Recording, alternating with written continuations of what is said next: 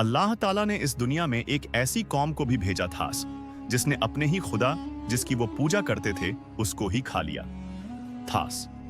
यह उस वक्त की बात है जब इस्लाम से पहले अरब के लोग ज़हनी तौर पर इस कदर पस्त हो चुके थे कि वो हर उस चीज को खुदा मान लेते थे जो उन्हें ताकतवर या फायदेमंद लगती।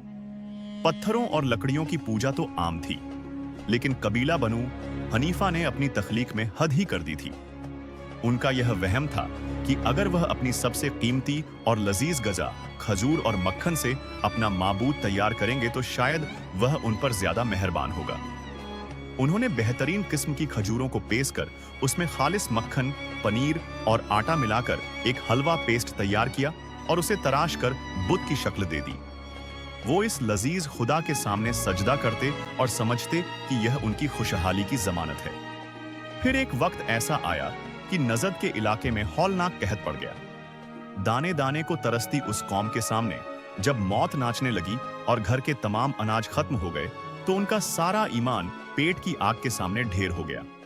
शुरू में तो वह डरे कि अपने रब को कैसे खाएं, लेकिन जब भूख ने होश उड़ा दिए तो उन्होंने सोचा कि अगर हम ही ना रहे तो इबादत कौन करेगा।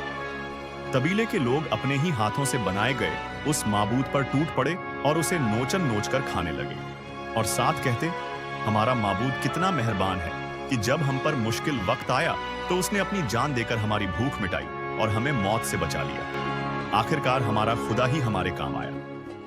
जब यह बात पूरे अरब में फैली तो लोग उन पर हंसते थे कि बनु हनीफा ने भूख मिटाने के लिए अपने रब को ही ज़िबा कर डाला। जिस माबूद को इंसान अपनी भूख मिटाने के लिए खा जाए वो इंसान की तकदीर क्या बदलेगा। असल ताकत सिर्फ उस अल्लाह की है जो सबको खिलाता है मगर खुद किसी का मोहताज नहीं।